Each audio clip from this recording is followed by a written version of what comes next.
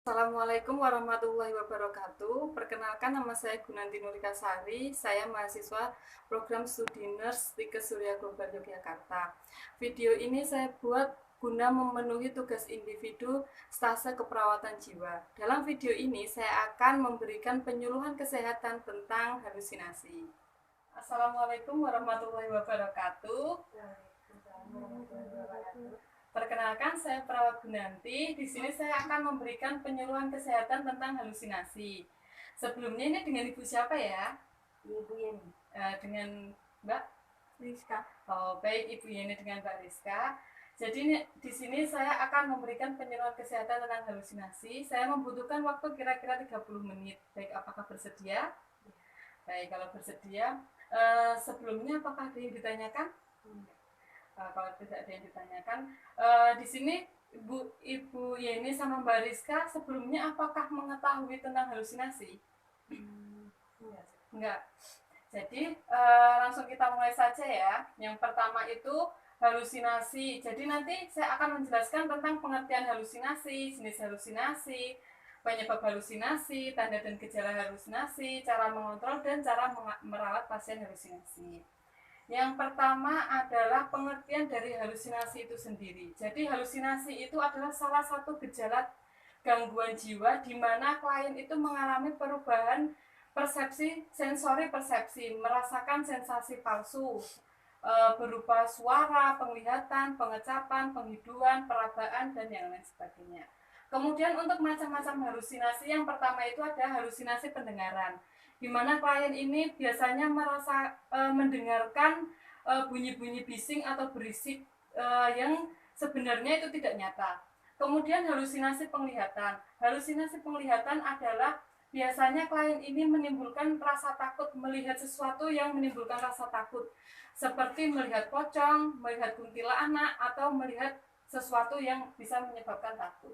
Kemudian yang ketiga ada halusinasi penciuman dan pengecapan.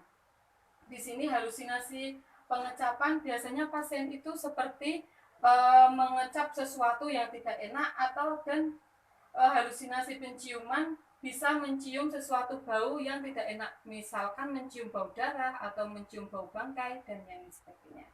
Kemudian untuk halusinasi perabaan.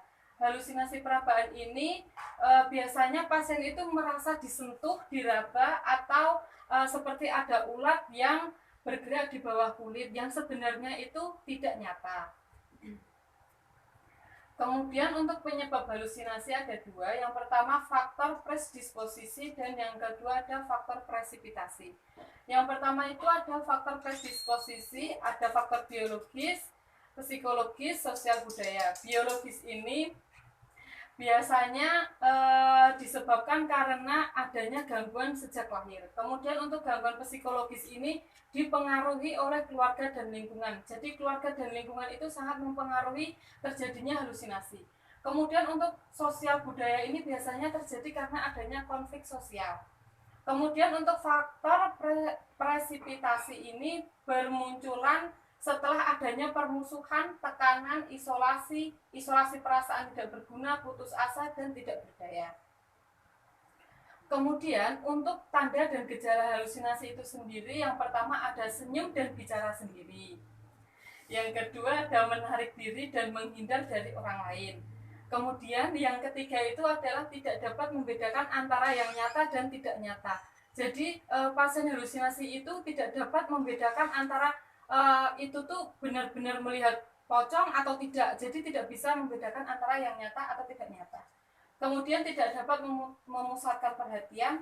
Kemudian pasien mengalami curiga, bermusuhan, merusak diri. Jadi merusak diri, misalnya pasien itu mendengar halusinasi pendengaran. Jadi dia tuh mendengar seperti misalnya tolong bunuh aku atau bunuh dia. Dia akan mengikuti suara-suara tersebut. Misalnya kalau pasien itu mendengar bunuh aku, dia akan melukai dirinya sendiri. Atau misalkan dia mendengar bunuh dia, dia akan melukai orang lain. Kemudian untuk ekspresi muka tegang dan mudah tersinggung. Selanjutnya ada mengontrol halusinasi. Jadi untuk mengontrol halusinasi sendiri ini ada 4 ya Bu. Yang pertama itu ada menghardik halusinasi, yang kedua bercakap-cakap dengan orang lain, yang ketiga melakukan aktivitas yang terjadwal, yang keempat ada teratur minum obat. Yang pertama ini ada menghardik halusinasi. Jadi nanti kalau cara menghardik halusinasi, apabila pasien mengalami halusinasi, misal halusinasi pendengaran, tolong bunuh aku atau bunuh dia. Jadi nanti bisa menutup telinga atau menutup mata, katakan itu tidak benar. Misal lagi mendengar bunuh aku, silakan nanti mbak ini apa tutup tutup telinga, itu tidak benar, itu tidak benar seperti itu. Atau bercakap-cakap dengan orang lain. Jadi misalnya nanti klien seperti melihat sesuatu yang tidak nyata, atau melihat di sana ada ular atau ada harimau, bisa langsung dialihkan perhatiannya itu dengan bercakap-cakap dengan orang lain. Kemudian yang ketiga adalah melakukan aktivitas terjadwal. Jadi di sini nanti peran keluarga sangat penting untuk memberikan aktivitas terjadwal. Jadi nanti dibuatkan jadwal dari pasien dari bangun sampai pasien mau tidur malam. Misalnya jam 5 pagi pasien tuh dibuatkan jadwal jam 5 sholat subuh, habis itu mandi, masak, mencuci piring, melakukan aktivitas sehari-hari. Kemudian untuk teratur minum obat. Jadi nanti di sini keluarga sangat berperan penting dalam mengawasi pasien itu dalam minum obat. Seperti itu. Kemudian yang selanjutnya adalah cara merawat pasien halusinasi. Yang pertama itu jangan pernah biarkan pasien itu sendiri. Nanti takutnya kalau dibiarkan sendiri, pasien itu akan melukai dirinya sendiri atau melukai orang lain. Kemudian anjurkan pasien untuk terlibat dalam kegiatan rumah. Jadi yang seperti saya katakan sebelumnya, pasien ini dibuatkan jadwal aktivitas sehari-hari. Terus yang ketiga ada bantu pasien untuk berlatih secara menghentikan halusinasi. Yang tadi saya jelaskan cara menghardik halusinasi, katakan tidak dengan apa yang pasien dengar atau pasien lihat, pasien rasakan, katakan tidak, itu tidak benar. Kemudian yang keempat itu ada memantau dan memenuhi obat untuk pasien. Jadi nanti keluarga silakan dipantau apakah pasiennya ini sudah minum obat atau belum, itu silakan dipantau. Kemudian yang kelima ada jika pasien terlihat bicara sendiri atau tertawa sendiri, maka segera sapa atau ajak bicara. Jadi nanti kalau pasien itu sudah bicara sendiri atau tersenyum-senyum sendiri, silakan untuk ibu itu segera mengalihkan halusinasi dari pasien tersebut. Baik, sekian penyuluhan kesehatan tentang halusinasi ini. Sebelum saya akhiri, apakah ada yang ditanyakan Ibu? Mbak mau tanya, kalau misalkan pasien nggak minum obat bahaya nggak? Jadi pasien itu harus selalu rutin minum obat karena di dalam obat itu ada zat penenangnya.